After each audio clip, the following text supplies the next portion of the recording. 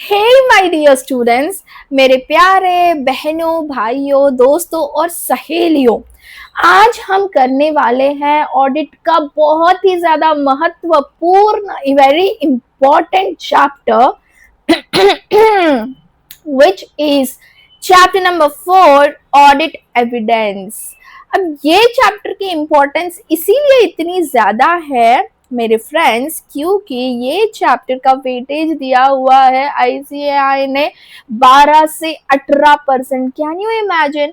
Audit में 40 marks लाने में ना हम लोगों को इतनी प्रॉब्लम होती है एंड इतने सारे स्टूडेंट्स कहते हैं ma'am audit is too difficult, 40 ही नहीं आते।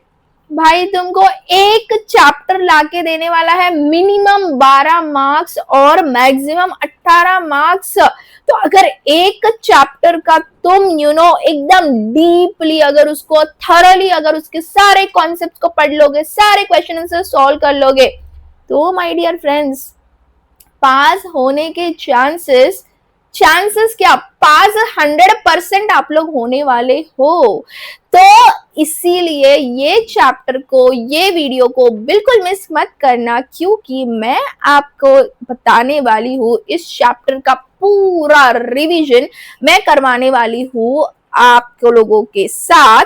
एंड हम लोग करेंगे कंसेप्चुअल क्लैरिटी के साथ एंड हम लोग गो थ्रू करेंगे कि क्वेश्चन आंसर्स भी किस टाइप के अपीयर हो सकते हैं एग्जाम्स में। तो बिल्कुल भी वीडियो को स्किप नहीं करना है। अगर आप लोग मेरे चैनल पे नए हो, अभी तक नहीं जानते हो, तो this is CA Namrata Karwa and I am dealing with subject audit to make your life, to make your CA journey super easy. क्योंकि अगर सीए करने में ऑडिट, मैं हमेशा कहती हूँ, अगर ऑडिट पढ़ने में मजा नहीं आया तो फिर सीए करने में क्या मजा आया, है ना।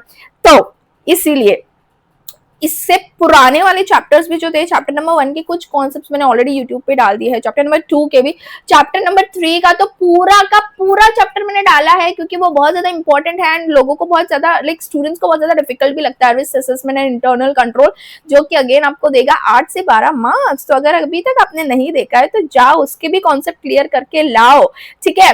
तो यहीं पे आपके कितने मार्क्स हो गए, ऑलमोस्ट 40 मार्क्स तो हो ही गए यार यहाँ पे मोटा मोटी। अगर हम लोग देखेंगे chapter 1, chapter 2, chapter 3 and chapter 4, तो ऑलरेडी मैंने आपको पासिंग मार्क्स तक का बॉर्डर तक तो पहुंचा ही दिया है। मतलब इस चैप्टर के एंड तक तो मैं आपको पहुंचा ही दूंगी, है ना। तो चलिए विलंब नहीं करते हैं, चलते हैं चैप्टर नंबर 4 की तरफ, जो कि है हमारा बहुत ही ज्यादा important chapter, which is chapter of audit evidence. And एक और चीज मैं मिस नहीं कर सकती हूँ, ये जो नोट्स जिससे मैं आपको पढ़ा रही हूँ, ये बहुत ही ज्यादा स्पेशल नोट्स है जो मैंने बनाए हैं लिए आप लोगों के लिए, जो कि मेरे ऐप पीक प्रेप पर अवेलेबल है। तो जल्दी से जाके आप वहां से उसको एक्सेस कर सकते हो, क्योंकि ये जो समरी नोट्स है ना, ये इसलिए स्पेशल है क्योंकि पूरा डेटा बहुत ही ज्यादा कॉम्पैक्ट, बहुत ही ज्यादा प्रिसाइज साइज करके मैंने आपको दिया हुआ है, ताकि आप आपका 100% फोकस लगा सको सारे के सारे कॉन्सेप्ट्स पे एंड आप एग्जाम में बहुत ही बढ़िया मार्क्स के साथ पास हो सको, ठीक है। तो चलिए अब ऑडिट एविडेंस भाइयों, ऑडिट एविडेंस क्या है?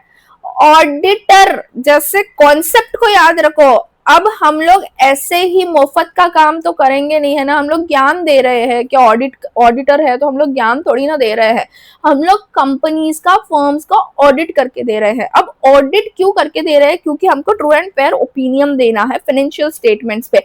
लेकिन अब वो ट्रू एंड फेयर ओपिनियन हम लोग कैसे देंगे? ऑडिट एविडेंस को इकट्ठा करके देंगे। हम लोग क्या क्या काम कर रहे हैं, ठीक है, हम लोग जो भी टेस्टिंग कर रहे हैं, टेस्ट ऑफ कंट्रोल अप्लाई कर रहे हैं, analytical procedure, substantive analytical procedures, ये सबके थ्रू हम लोग क्या इकट्ठा कर रहे हैं? ऑडिट एविडेंस को इकट्ठा कर रहे हैं, ताकि हमारा जो रिस्क ऑफ मटेरियल मिसस्टेटमेंट है वो बहुत ही ज्यादा लो लेवल पे आ जाए। ये ओवरऑल कॉन्सेप्ट है। बस इसी कॉन्सेप्ट को याद रख के हम लोग आगे का जो पार्ट है वो कवर करेंगे। सिंपल सा इंट्रोडक्शन है। What is auditing? logical process where auditor assess actualities, reviews accounts and gives an expert opinion on truth and fairness. ठीक है, घुमा फिरा के बोला हुआ है कि auditor gives a true and fair opinion on financial statements of the company. Auditor check if accounts are truly if accounts truly reflects business. मैंने इस नोट्स में ना आपके कॉन्सेप्ट को और ज्यादा क्लियर करने के लिए और इजी बनाने के लिए एग्जाम्पल्स भी यहाँ पे साइड बाय साइड दे दिया ताकि आप कॉन्सेप्ट कभी ना भूलो कि भाई हम क्या पढ़ रहे हैं। तो थोड़ा बहुत मैंने ट्राई किया कि मैं रिलेट कर सकूं आपके प्रैक्टिकल लाइफ से, तो आप एग्जांपल्स को जरूर से नोट डाउन कर सकते हो आपके बुक्स में भी, अगर आप आपके पर्सनल बुक से पढ़ रहे हो, है ना, ताकि आपको लॉन्ग टर्म तक वो चीजें याद रहेगी। ओके, अब ऑब्जेक्टिव क्या है एग्जामिनेशन का, क्यों हम लोग कर रहे हैं ऑडिट एविडेंस, क्यों फाइंड आउट कर रहे हैं, अगेन इसलिए फाइंड आउट कर रहे हैं ताकि हम हमारा ट्रू एंड फेयर व्यू दे सके। Simple, auditor critically examines and scrutinises. भाई ये क्या हुआ है इस पेन को आज? Okay, auditor critically examines and scrutinises accounting statements to जज whether they give true and fair view. Simple example, checking how inventory is valued, FIFO है, लिफो है, वेटेड एवरेज है, क्या है ना, तो हमारा ये ऑब्जेक्टिव है। ठीक है, अब रिस्क ऑफ नेग्लिजेंस, भाई अगर ऑडिटर ने गलती कर दी तो हम लोगों ने ऑलरेडी पढ़ के रखा है, आप लोगों को बता देना चाहिए अब तक क्या हो सकता है, उसके रेस्पेक्ट जो है वो चली जाएगी ना भाई। ऑडिट को परफॉर्म करने में वो नाकामयाब रहा, उसने ऑडिट को मतलब सही से नहीं किया, फाइनेंशियल स्टेटमेंट्स पे उसने ट्रू एंड फेयर भी ओपिनियन नहीं दिया, तो पहले तो चीज है उसकी रेस्पेक्ट जाएगी, दूसरी चीज है उस पर लीगल एक्शंस भी लिया जा सकता है। If option is if opinion is given carelessly or without proper examination, auditor may face legal action damaging reputation. Example, missing a fraud due to poor checking.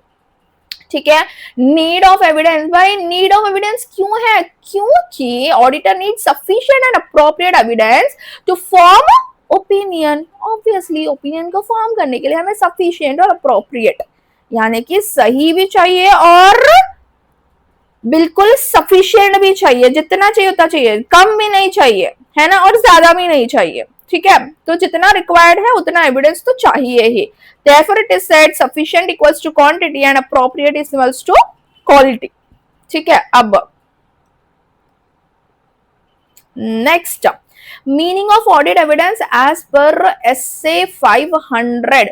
तो भाई ये जो चैप्टर है उसमें 500 की सीरीज भी है। आई थिंक मैंने आपको ऐसे मैपिंग का वीडियो ऑलरेडी डाला है, जिससे कि आपको इजी रहेगा कि कौन से चैप्टर में कौन से एसेज है, तो आप वो ऐसे मैपिंग वाला वीडियो जरूर जाके देखना, उससे आपको पढ़ाई करते वक्त ना एसेज को याद रखने में आसानी होगी, क्योंकि प्रेजेंटेशन भी इक्वली इंपॉर्टेंट होता है गाइस ऑडिटिंग पेपर में, है ना। तो आपको लिखते वक्त अगर आपको ऑडिट एविडेंस का डेफिनेशन आ गया है, एग्जाम में क्वेश्चन में पूछ लिया है, तो एज पर SA 500 लिखोगे ना तो सोने पे सुहागा हो जाएगा। कॉन्सेप्ट भी क्लियर है, नॉलेज भी है, इन डेप्थ भी है, तो एग्जामिनर आपको फुल मार्क्स देगा, है ना। तो एसेज को याद रखना भी जरूरी है, इसलिए एसे मैपिंग वाला वीडियो भी एक बार जरूर से देख लेना, it will help you out figure all your doubts. ठीक है, मीनिंग क्या है दिया हुआ है SA 500 में, ये ऐसे क्यों हो रहा है यार, ओके SA 500 में दिया हुआ है audit evidence equals to information used by the auditor to arrive at conclusions on which the opinion is based. Simple है, ऑडिट एविडेंस यानी कि क्या है, सबसे पहले तो it's a kind of information. Information क्यों है, ताकि ऑडिटर अपना ओपिनियन दे सके। ठीक है, ओपिनियन किस पे देना है उसको, कि financial statements true and fair है। तो कंक्लूजन को रीच होने के लिए, ओपिनियन देने के लिए, भाई कैसा ओपिनियन देगा वो, modified opinion, unmodified opinion, qualified opinion, disclaimer of opinion, है ना, कुछ ना कुछ ओपिनियन तो वो देगा, राइट। तो उस चीज को कंक्लूजन के लिए उसको ऑडिट एविडेंस को इकट्ठा करना बहुत जरूरी है, और ये मेंशन किया हुआ है SA 500 में। ठीक है, फिर includes two types, बहुत important my dear students, information in accounting records and other information. ठीक है, तो सबसे पहले क्या है, ऑडिट एविडेंस का डेफिनेशन दे दिया है कि information it is used by the auditor to arrive at conclusions. Then किस टाइप के ऑडिट एविडेंस है? सबसे पहला तो है अकाउंटिंग रिकॉर्ड का ऑडिट एविडेंस, है ना। फाइनेंशियल स्टेटमेंट्स किससे बनते हैं? अकाउंटिंग को करके तो बनते हैं। उसके अलावा अलावा दूसरे भी तो होते हैं जो अकाउंट से रिलेट नहीं करते, बोलते हैं ना financial and non financial data. बस उस चीज को पकड़ के रखो। फाइनेंशियल डेटा यानी कि accounting records, non financial data यानी कि हमें कुछ एक्सटर्नल कंफर्मेशन चाहिए, कुछ लीगल कुछ डिस्प्यूट चल रहा है तो उसके ऊपर हमें ऑडिट एविडेंस लेना होगा कि उसका कहीं गोइंग कंसर्न तो खराब नहीं है ना। तो इंटरनल कंट्रोल कैसा है, लोग कैसा है, सिक्योरिटी कैसी है, ठीक है, किसके हाथ में पावर है, तो वो सारी चीजें भी हमें अदर इंफॉर्मेशन की कैटेगरी में आएगी। सिंपल याद रखो, फाइनेंशियल एंड नॉन फाइनेंशियल, ठीक है। एग्जाम्पल आप यहाँ पे नोट डाउन कर सकते हो। सबसे पहले तो क्या है? अकाउंटिंग रिकॉर्ड्स है, दूसरा है other information, relationship between audit evidence and auditors opinion. चलो इन दोनों का रिलेशनशिप भी पढ़ते हैं। देखो सीए में ना सिर्फ एक ही कैटेगरी का हम लोग रिलेशनशिप पढ़ सकते हैं, वो है सिर्फ कॉन्सेप्ट्स के बीच का रिलेशनशिप, है ना, क्योंकि खुद के रिलेशनशिप के लिए तो हमें टाइम रहता नहीं है, राइट। सो कॉन्सेप्ट्स के बीच का रिलेशनशिप को है ना बहुत अच्छे से पढ़ो। ओके, की रिलेशनशिप क्या है? Auditor obtains audit evidence during the audit. Based on this evidence, auditor forms an audit opinion on the financial statements. भाई सेम चीज है, हमने पढ़ ली है, घुमा फिरा के वही चीज दी है। आई डोंट थिंक कि यहाँ पे इसको और ज्यादा एक्सटेंड करने की जरूरत है। फिर next, what is it? Without sufficient and appropriate audit evidence, auditor cannot give a valid opinion. True. Types of evidence, again क्या पढ़ा था हमने? फाइनेंशियल नॉन फाइनेंशियल पढ़ा था, है ना। अकाउंटिंग रिकॉर्ड्स और अदर पढ़ा था। तो चलिए अब उसको इन डिटेल में पढ़ लेते हैं with examples and what does it includes and what does it not includes, है ना। तो इंफॉर्मेशन इन अकाउंटिंग रिकॉर्ड्स, अब आप ही बताइए ना, आप तो इतने होशियार हो गाइस। अकाउंटिंग रिकॉर्ड्स यानी कि क्या आएगा? जर्नल एंट्रीज आएगा, लेक्चर आएगा, और क्या आएगा? बैलेंस शीट आएगा, पीएनएल आएगा, रिकंसिलिएशंस आएगा, यही सारी चीजें आएगी ना। तो बस आपको यही चीजें तो लिखनी है और यही एग्जांपल्स तो लिखने हैं। records of initial entries, journal and subsidiary lectures, journal entry adjustment, worksheet reconciliations, example check, sales invoice, contract, lecture posting, cost allocation, spreadsheet. बिल्कुल सही जवाब। next, what is it? yes, now other information में क्या क्या चीजें आएगी guys? External confirmation की जैसे मैंने बात की थी, लीगल सर्विसेज की जैसे मैंने बात की थी, information that authenticates accounting records and support auditor rational for true and fair view. Example minutes of board meeting, confirmation from debtors and creditors, internal control manuals. ठीक है, समझ में आ गया यहाँ तक? इजी है। अगेन मैंने आपको और भी ज्यादा सिंपल करने के लिए यहाँ पे मैंने आपको दे दिया है एग्जाम्पल्स, जिसको आप वीडियो को पॉज करके बहुत अच्छे से गो थ्रू कर सकते हो। ओके, अब चलिए आगे बढ़ते हैं। Types of audit evidence, very very important guys. Types of audit evidence, audit evidence किस टाइप के हो सकते हैं?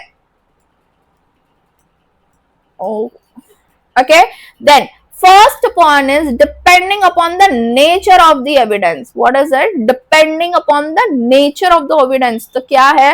पहले तो है कि भाई खुद ऑब्जर्व करेगा ना ऑडिटर, है ना, तो इट माइट बी विजुअल, खुद के ऑब्जर्वेशन से, फिर लोगों से इंक्वायरी करेगा, तो ओरल भी है, फिर डॉक्यूमेंटेशन करेगा। सी सबसे जरूरी होता है ये, कभी मत भूलना। और वैसे भी हर चैप्टर का स्टार्टिंग होता है इंट्रोडक्शन, और मैं ऑडिट में कहती हूँ एंडिंग होती है डॉक्यूमेंटेशन से, है ना।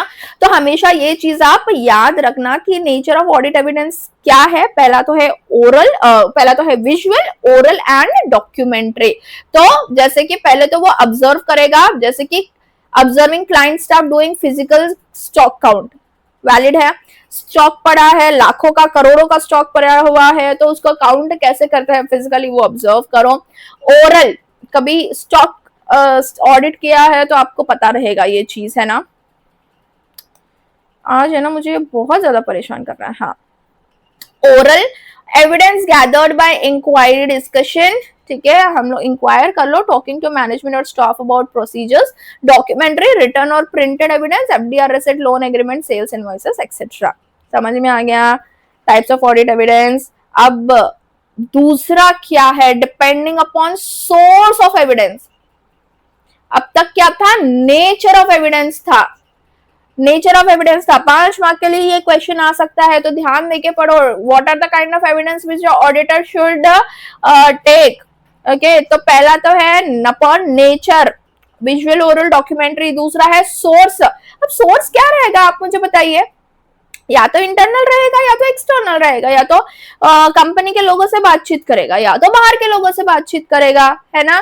तो इंटरनल क्या है, originates within the client's organisation. Example क्या है यहाँ पे, sales invoices by cash memos, GRNs and internal debit credit. External come from outside the client organisation, supplier invoices, customer confirmation, bank statements. ठीक है, अब very important, reliability of evidence. अब हम लोग रिलायबिलिटी के लिए क्या क्या चीजें देखेंगे कि भाई सच में क्या रिलायबल है, कौन सा ज्यादा रिलायबल है। ठीक है, तो अब वहां पे इंटरनल एविडेंस और एक्सटर्नल एविडेंस में से आप मुझे बताइए ज्यादा कौन सा रिलायबल है। अगर आप कहीं पे एज अ ऑडिटर जाते हो एंड आपको इंटरनल कंफर्मेशन भी लेना है और एक्सटर्नल कंफर्मेशन भी लेना है, तो आपको ज्यादा बेटर कंफर्मेशन या फिर बेटर भरोसेमंद कंफर्मेशन किसका लगेगा। देखिए, अगर वो खुद का कंपनी है तो खुद के बारे में तो अच्छा अच्छा ही बताएगा, है ना। वहां पे वो खुद सामने से आके तो ऑडिटर को बोलने वाला नहीं है, तो ऑब्वियसली बाहर वाला जो कंफर्मेशन है वो ज्यादा मतलब ट्रस्ट वर्दी, भरोसेमंद रहता है, ज्यादा रिलायबल रहता है, क्योंकि बाहर के लोगों से मिलता है ना, अपने को इंडिपेंडेंट थर्ड पार्टी से हमको वो मिलता है। तो चलिए आ जाइए, क्या कहते हैं, रिलायबिलिटी किसकी ज्यादा है भाई, इंटरनल एविडेंस कहां से है, generated and control by client, more prone to manipulation, auditor must exercise caution and professional scepticism.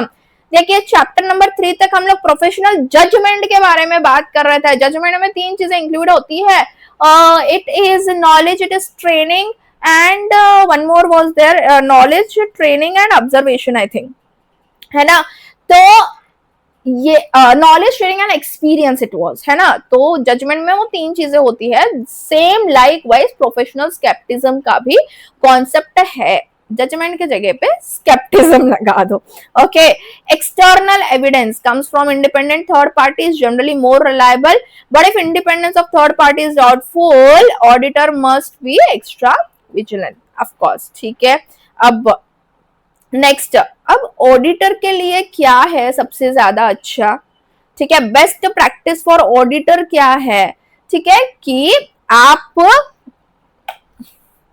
आप क्या कीजिए, आप इंटरनल एविडेंस को एक्सटर्नल एविडेंस के साथ मैच कीजिए। अगर आपको कहीं पे डाउट आ रहा है कि भाई ये मुझे ब्लफ कर सकता है, ये दिख रहा है ये फ्रॉड है कंपनी का, ठीक है, तो आप उसको एक्सटर्नल एविडेंस के साथ मैच कर लीजिए। और अगर आपको उसके रिलेशन में एक्सटर्नल कंफर्मेशन नहीं मिल रहा है, तो कुछ दूसरा तरीका अपनाइए जानने का कि वहां पे मुझे इसमें के बारे में कैसे मिल सकता है एविडेंस। तो सेम चीज है, best practice for auditor, match internal with external evidence. Example मैंने आपको अगेन दे दिया है समझने के लिए, sales recorded in books, internal versus confirmation from customer, external, where external evidence is not available, see if different internal records corroborate each other.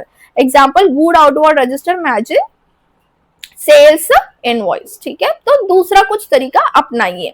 फिर relevance and reliability, relevance and reliability of audit evidence.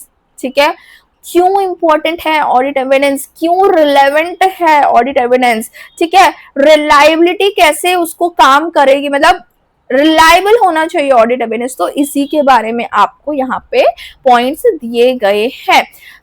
Simple से points है, ज्यादा tension लेने की जरूरत नहीं है, concept को समझो, अपनी आप आपको लिखना भी वर्कआउट हो जाएगा, आ जाएगा धीरे धीरे प्रैक्टिस से।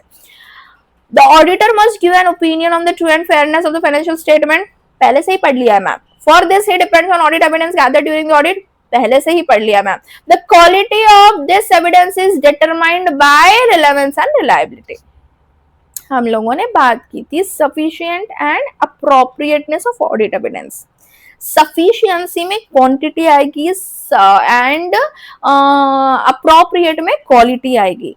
ठीक है, अब क्वालिटी के बारे में अपने को कैसा पता चलेगा, क्वालिटी के बारे में अपने को पता चलेगा उसके रिलेवेंस और उसकी रिलायबिलिटी में। देखो कोई भी चीज के बारे में, क्वालिटी के बारे में अपने को कैसा पता चलता है, कोई भी चीज की अगर आप क्वालिटी चेक करना चाहते हो तो वहां पे आपको आपको क्या देखना पड़ेगा कि यार कितना ज्यादा ट्रस्टवर्दी है वो इंसान, है ना। आप ये देखोगे ना, तो रिलायबिलिटी कितनी है उस ऑडिट एविडेंस की, क्या रिलेवेंस है, is it logically connected to what it is being tested and how trustworthy it is. तो चलिए रिलेवेंस को हम लोग बहुत ही अच्छे से पढ़ते हैं अभी। Relevance means there must be logical collection between the audit procedures and the assertion under consideration से। अब है ना ये पॉइंट ऑडिटर के लिए है, यहाँ पे समझिए बात को। रिलेवेंस ऑफ ऑडिट एविडेंस यानी कि क्या, कि ऑडिटर को हमेशा ये ध्यान रखना चाहिए कि वो जो प्रोसीजर्स लगा रहा है, फॉर एग्जाम्पल उसने टेस्ट ऑफ डिटेल लगाया जो कि सब्सटेंटिव प्रोसीजर में आपको चैप्टर 3 में ऑलरेडी डिस्कस कर चुकी हूँ। मान लीजिए उसने सब्सटेंटिव प्रोसीजर लगाया, ठीक है, वो जो स्पेसिफिक चीज पे वो सब्सटेंटिव प्रोसीजर लगा रहा है वो चीज और वो टेस्ट ऑफ डिटेल मैच होना चाहिए। ऐसा नहीं है कि अगर तुम सेल्स का ऑडिट एविडेंस निकाल रहे हो तो तुम परचेजेस चेक करोगे या फिर एक्सपेंसेस चेक करोगे। नहीं भाई, सेल्स का अगर तुम लोग ऑडिट एविडेंस निकाल रहे हो तो तुम सेल्स रिटर्न को एक बार चेक करो, आप एक बार सेल्स के इनवॉइसेस को आप एक बार चेक करो, ठीक है। कस्टमर्स का आप लोग ले सकते हो, वहां पे जीएसटी के इनवॉइसेस देख सकते हो। तो जो भी ऑडिट प्रोसीजर लगा रहे हो ना सेल्स को चेक करने के लिए, it should be related to sales only, simple. There must be a logical connection between the audit procedure and the assertion under consideration. Direction of testing affects relevance. Direction क्यों important है? The direction of audit testing decides which type of misstatement is being tested, overstatement और understatement. अब इसका एक example पढ़ लेते हैं ताकि आपको याद हो जाएगा कि मैं क्या बोल रही हूँ, ठीक है। What is it? Test for overstatement of payables, check recorded account payable. Obviously, test for understatement of payable, check subsequent payments, unpaid invoices, supplier statement. Checking only recorded payables will miss unrecorded liabilities. मैं बोलूँ ना, अगर sales अगर over statement अगर check करना है, मान लीजिए अब पेएबल्स की बात चल रही है यहाँ पे, तो ओवर स्टेटमेंट है तो कितने रिकॉर्ड हुए हैं, कितनी एंट्रीज पास हुई है, वो सारे चेक करो, ठीक है। तो उससे पता चलेगा कि आपका ओवर स्टेटमेंट हो चुका है। मान लीजिए पेएबल्स है 10 लाख के उन्होंने दिखाए हैं, लेकिन एंट्रीज आपकी सिर्फ 8 लाख की है, तो वहां पे ओवर स्टेटमेंट हो चुका है। आप एंट्रीज चेक करोगे तो पता चल जाएगा, है ना। अंडर स्टेटमेंट है भाई, पेएबल्स अंडर स्टेटमेंट बताया हुआ है, 8 लाख ही बताया हुआ है जबकि 10 लाख के पेएबल्स है, तो अनपेड इनवॉइसेस जो है, सप्लायर स्टेटमेंट जो है, सब्सिक्वेंट पेमेंट हो सकता है मंथ एंड तक का ही रिकॉर्ड हुआ हो, आगे का अक्रूवल सिस्टम उसने अप्लाई नहीं किया हो, तो उस रीजन से भी हो सकता है ना। तो वो चेक कर लीजिए। समझ में आया? रिलेवेंस का हम लोग टॉपिक पढ़ रहे हैं, रिलेवेंस और रिलायबिलिटी का टॉपिक पढ़ रहे हैं। कहाँ पे पढ़ रहे हैं? क्वालिटी का पता चलेगा ऑडिट एविडेंस का रिलेवेंस और रिलायबिलिटी से, रिलेवेंस और रिलायबिलिटी से, ठीक है। तो रिलेवेंस कैसे पता चलेगी आपको कि ओवर स्टेटमेंट है या अंडर स्टेटमेंट है? देखो, सम एविडेंस में not cover all assertion. Assertion guys बताओ बताओ बताओ, जल्दी बताओ, अब तक तो आपको रट्टा हो गया होगा। Assertion, transaction, balances and disclosure. Assertion यानी कि स्पेसिफिक चीज की हम लोग बात कर रहे हैं यहाँ पे, ठीक है। For instance checking post year end collections help test existence and valuation of receivables but not necessarily prove cut off, ठीक है। और checking existence of inventory by physical count does not automatically confirms its valuation, ठीक है। मतलब यहाँ पे बस चौकन्ना रहने की बात हो रही है कि है ना कुछ एविडेंसेस जो है ना वो सारा का सारा सब कुछ असर्शन कवर नहीं कर सकता। मतलब यहाँ पे ऐसा यही बताने की कोशिश कर रहा है कि भाई chances of fraud and error हमेशा रह सकते हैं, क्योंकि अगर आप ऑडिट एविडेंस चाहे जितना भी इकट्ठा कर लो, लेकिन सारा ब्लेम आप पे नहीं आएगा, आपको बचने के है ना चांसेस है इन शॉर्ट, ठीक है। तो उसके लिए उन्होंने पहले ही यहाँ पे मेंशन कर दिया है कि सम एविडेंस में नॉट कवर ऑल एजर्शंस, ठीक है। तो उसके लिए देख देख के लगाओ कि कहाँ पे आपको क्या एविडेंस के लिए आपको क्या टेस्टिंग करनी पड़ेगी ना। एक तो है कि एक एविडेंस सारे अजर्शन को कवर नहीं कर सकता है, और दूसरा भी है कि भाई डिफरेंट एविडेंस में सपोर्ट द सेम अजर्शन, यानी कि अलग अलग जो एविडेंसेस है वो एक ही अजर्शन को सपोर्ट कर सकते हैं। often auditor needs multiple type of sources of evidence to confirm the same assertion, यानी कि मान लीजिए बहुत ज्यादा इंपॉर्टेंट और बहुत ज्यादा रिस्की एरिया है, जैसे कि वैल्यूएशन, ईयर एंड का वैल्यूएशन बहुत ज्यादा इंपॉर्टेंट होता है। तो एक ही चीज के लिए आपको अलग अलग ऑडिट एविडेंस फाइंड आउट करना पड़ेगा। जो बुक्स में दिया हुआ है वो तो देखोगे ही, ऑब्जर्व भी करोगे कि काउंटिंग कैसे की जाती है, कुछ एक्सटर्नल कंफर्मेशन भी आप लोगे, इनवॉइसेस भी आप चेक करोगे। तो ये सारी चीजें हैं, ठीक है।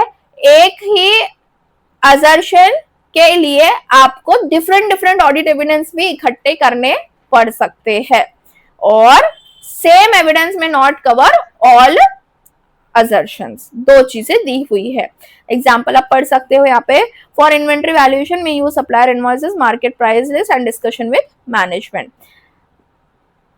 Test of control versus substantive procedures already chapter number 3 में कवर हो चुका है। टेस्ट ऑफ कंट्रोल कहाँ किया जाता है? इंटरनल कंट्रोल को टेस्ट करने के लिए। टेस्ट ऑफ सब्सटैंटिव प्रोसीजर कहाँ किया जाता है? टेस्ट ऑफ डिटेल्स के लिए। जहां पे टेस्ट ऑफ कंट्रोल काम नहीं कर रहे वहां पे आपको सब्सटैंटिव प्रोसीजर्स अप्लाई करने पड़ेंगे। पढ़ लो वापस एक बार।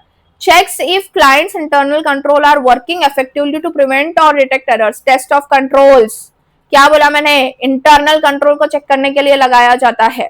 Substantive procedures designed to detect material misstatement directly in financial statements, test of detail से किया जाएगा, ठीक है।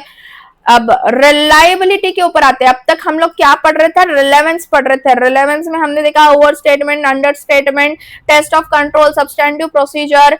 एक ही एविडेंस सभी असर्शन के लिए नहीं बना है, ठीक है, या फिर एक ही असर्शन के लिए आपको अलग अलग ऑडिट एविडेंस लेना पड़ सकता है, ये देखा। अब बात करते हैं रिलायबिलिटी की। Reliability means the degree of trust the auditor can place on evidence. It is influenced by source, nature and circumstances under which it is obtained. Simple है, obviously nature पे, source पे और circumstances पे depend करेगा, ठीक है। फिर factors affecting reliability, अब आप बताओ फैक्टर्स क्या है? Internal factor, external factor, external factor ज्यादा स्ट्रॉन्ग है ना। तो ये सारी चीजें यहाँ पे लिखी है।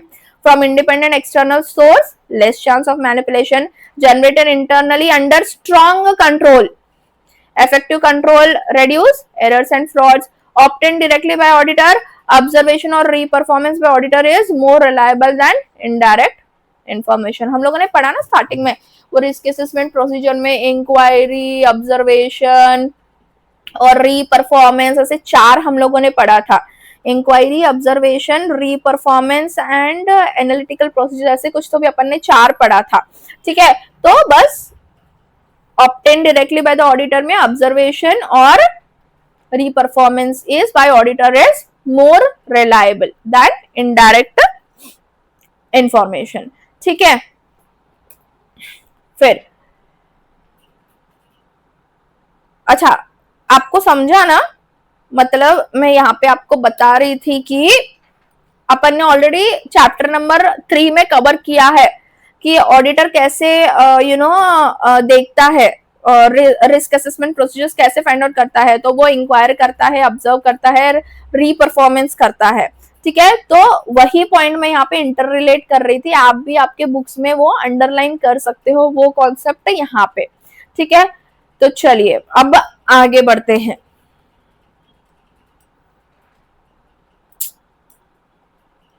Okay, types of evidence. Types of evidence is what? कि documentary form or original documents. Written or electric records are better than oral statement, of course. Originals are more authentic than photocopies, scan और transform, क्योंकि हम लोग reliability की बात कर रहे हैं ना यहाँ पे। तो रिलायबल हमको किसके ऊपर ज्यादा होना चाहिए? ओरिजिनल डॉक्यूमेंट्स पे हम लोग ज्यादा रिलायबल रहेंगे, ओरल से ज्यादा रिटर्न रिकॉर्ड्स पे हम लोग ज्यादा रिलायबल रहेंगे।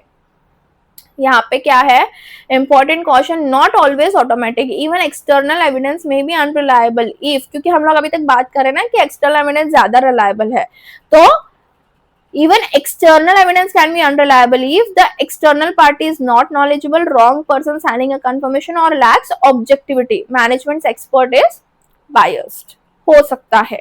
ठीक है, कि पहले से उसने उसको बोल दिया हो कि देख ऑडिटर ये पूछने वाला है, ऐसे से बताना, है ना, एक्सपर्ट को ही पैसे खिला दिए हो, तो ये भी हो सकता है। ठीक है, और दूसरा हो सकता है कि वो जो एक्सपर्ट बैठा है वही भोंदू है ना, उसको खुद को ही नॉलेज नहीं है। तो एक्सटर्नल एविडेंस भी हमेशा पूर्ण नहीं रहता है, अनरिलायबल हो सकता है इन दीज सिचुएशंस।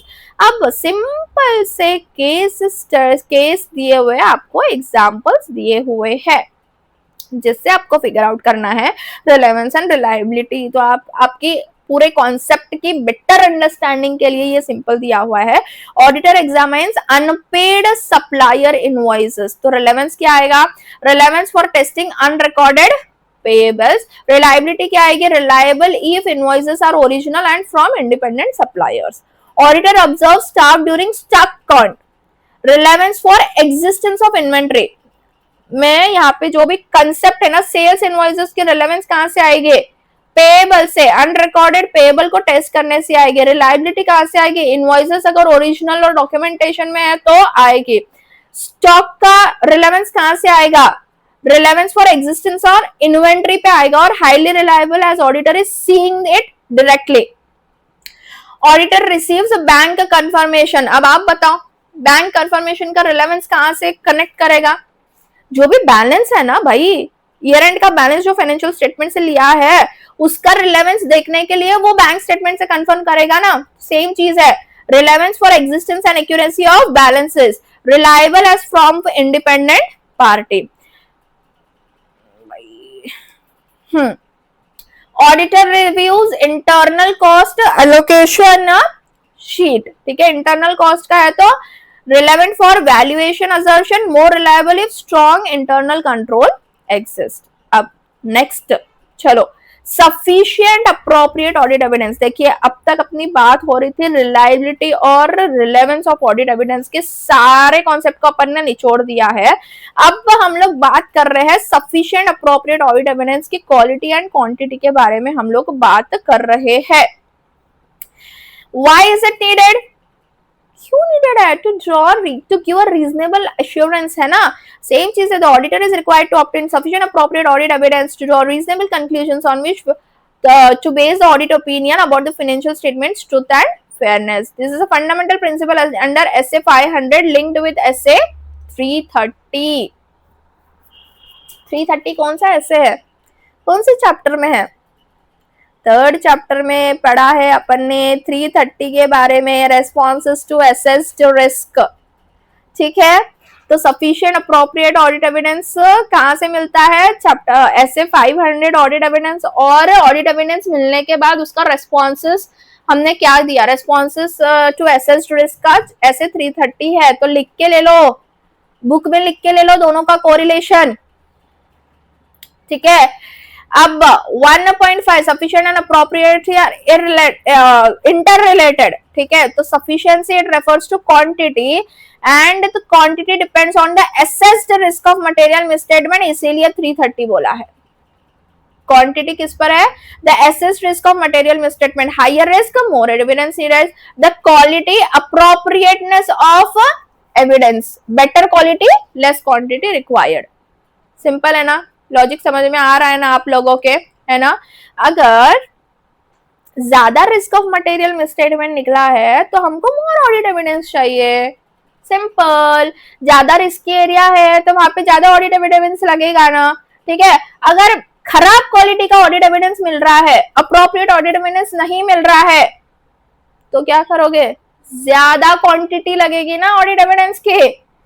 और अगर क्वालिटी बहुत ही बढ़िया है, ऑडिट एविडेंस मिलने के, एक्सटर्नल कंफर्मेशन में मिल रहा है, ऑब्जर्वेशन में सब कुछ अच्छा चल रहा है, इंटरनल कंट्रोल बहुत स्ट्रांग है वहां पे, ठीक है, जनरल आईटी कंट्रोल बहुत स्ट्रांग है वहां के, तो लेस क्वांटिटी रिक्वायर्ड।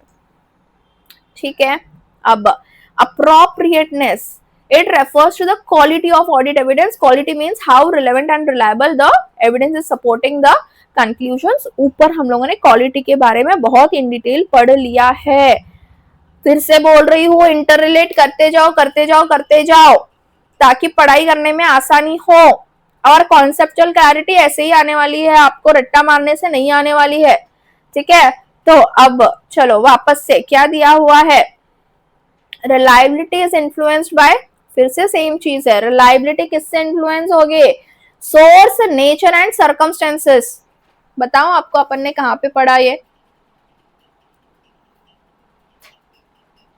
देखो, रिलायबिलिटी वाले सेक्शन में पढ़ा अपन ने. Reliability means it is influenced by source, nature and circumstances. पता है सिर्फ डेटा वास्ट है, पता है डेटा वास्ट है, लेकिन अगर आप लोग उसको कॉन्साइज करोगे ना, फोकस करके पढ़ाई करोगे ना, जैसे समरी नोट से पढ़ाई करोगे ना, आपको पता चलेगा यार सेम चीज है लेकिन अलग अलग टाइप से आपको बताई हुई है ताकि आपका कोई भी चीज छूट ना जाए. ठीक है, इसीलिए बोलती हूँ समरी नोट्स बहुत ज्यादा इंपॉर्टेंट है, स्पेशली थ्योरेटिकल सब्जेक्ट्स के लिए. एंड समरी नोट्स के साथ साथ क्वेश्चन आंसर्स करना बहुत जरूरी है, क्योंकि आप कंसेप्ट पढ़ के कर क्या लोगे? एग्जाम में लिख के आना है ना आपको. तो एग्जाम में लिखने के लिए भाई क्वेश्चन आंसर तो लगेंगे, प्रैक्टिस तो आपको 100% लगेगी. ठीक है, तो यही चीज है. Now how they are interrelated? क्या? Audit evidence. ठीक है, if audit evidence is of high quality, अब आप बताओ ऑडिट एविडेंस हाई क्वालिटी है तो लेस क्वांटिटी में be required. If audit evidence is of lower quality, more quantity is required. Quality and quantity की बात हो रही है यहाँ पे, क्योंकि reliability की बात हो रही है. Example, direct confirmation from bank about balances high quality, तो confirmation की जरूरत नहीं है. Internal cash memos जो है lower quality, more extensive text is required. किसके हाथ में कैश है, किसके हाथ में पावर है, कैसे ट्रांजैक्शन किया जाता है, एंड ब्ला ब्ला ब्ला. फिर obtaining sufficient and appropriate audit evidence, कैसे obtain करेगा भाई? ऑब्जर्व करके, इंस्पेक्ट करके, इंक्वायरी करके, रीपरफॉर्मेंस करके, रिकैलकुलेट करके, है ना? सेम चीज है, पढ़ो. The auditor designs and perform audit procedures appropriate to the circumstances to obtain sufficient appropriate audit evidence. Most audit evidence is cumulative, gathered progressively from different procedures, obtained primarily through audit procedures, but may also include previous audit and other internal and external sources. What constitute audit evidence? Information that supports or corroborate management assertions, information that contradict management assertions, even absence of information such as management refusal to give representations. बहुत important है. Audit evidence मतलब what kind of information, what constitute audit evidence? पहली चीज, management ने जो दिया है उसके सपोर्ट में जो इंफॉर्मेशन मिल रहा है वो ऑडिट एविडेंस है. मैनेजमेंट ने जो इंफॉर्मेशन दी है उसके अगेंस्ट ऑडिटर को जो इंफॉर्मेशन मिल रहा है वो भी ऑडिट एविडेंस है. और अगर मैनेजमेंट कोई इंफॉर्मेशन नहीं दे रहा है तो वो भी ऑडिट एविडेंस कहलाएगा, क्योंकि वहां पे कुछ गड़बड़, कुछ चोरी हो सकती है. ठीक है, तो what constitute audit evidence? Information that support management assertion, information that contradict management assertion, even absence of information. Example खुद पढ़ लो भाई. ठीक है, फटाफट पढ़ लो एक बार पॉज करके. फिर अभी types of audit procedures, inspect करो, ऑब्जर्व करो, एक्सटर्नल कंफर्मेशन करो, रिकैलकुलेशन करो, रीपरफॉर्मेंस करो, एनालिटिकल प्रोसीजर्स. मीनिंग वापस याद रखो एनालिटिकल प्रोसीजर्स का. Financial and non financial data को कंपेयर करना is nothing but analytical procedures. Okay, now what? Inquiry भी एक बज गई थी पीछे वाले पॉइंट में, है ना? These are often used as combination. ठीक है, तो अब reasonable assurance and audit risk. अगर रीजनेबल एश्योरेंस है तो ऑडिट रिस्क का क्या होगा? बेटर रीजनेबल एश्योरेंस है तो ऑडिट रिस्क लोअर होगा, रीजनेबल एश्योरेंस नहीं है तो ऑडिट रिस्क बढ़ सकता है, इसी के बारे में बोला हुआ है। Reasonable assurance is achieved when the auditor obtains sufficient appropriate audit evidence to reduce audit risk to an acceptably low level. जब चैप्टर शुरू कर रही थी ना तभी मैंने ये पॉइंट बोल दिया था कि एक्सेप्टेबली लो लेवल तक रिस्क ऑफ मटेरियल मिसस्टेटमेंट यानी कि ऑडिट रिस्क को आना चाहिए। Link to standard SA 330 requires auditor to conclude whether sufficient appropriate audit evidence has been obtained to reduce audit risk at low level. SA 200 discusses matter like the nature of audit procedures, वो है ना nature, timing and extent of audit procedures, objective of audit procedures, SA 200, ठीक है, already दिया हुआ है।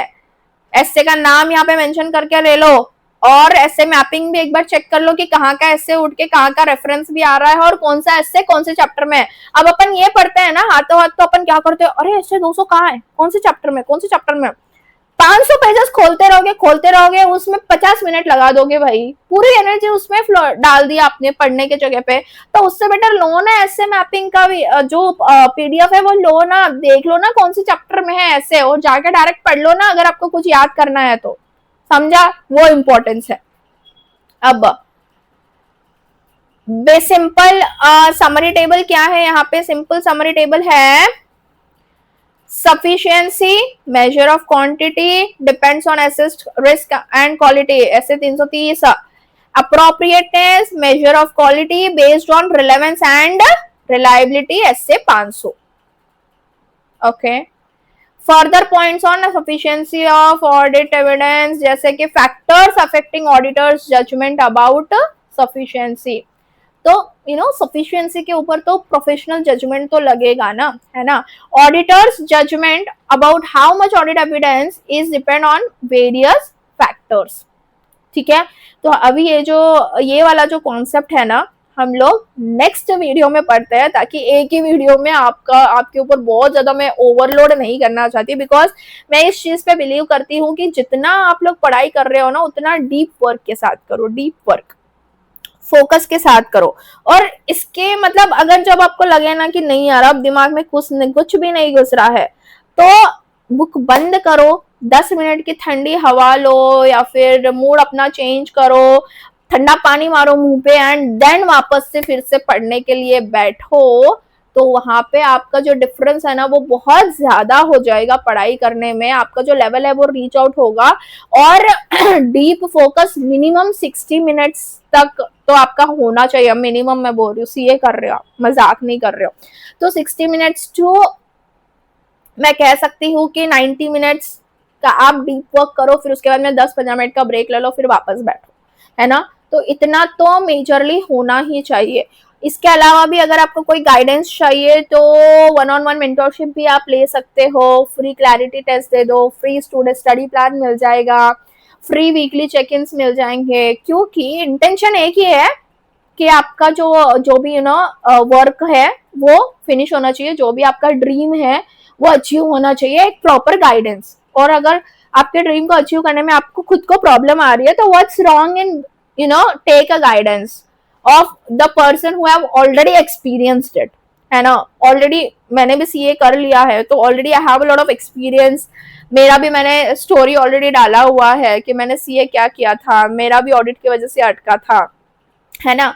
तो इस तरीके से आप जैसे पढ़ाई कर सकते हो एंड आप बेस्ट तरीके से रिजल्ट निकाल सकते हो। Again you can follow me on Instagram as well, connect directly through me through Instagram और थ्रू माय ऐप, एंड बस ऑडिट पढ़िए, लेक्चर्स पढ़िए, अच्छे से मार्क्स लीजिए, मेंटरशिप लीजिए, समरी नोट्स लीजिए, that's it, see you in the next video.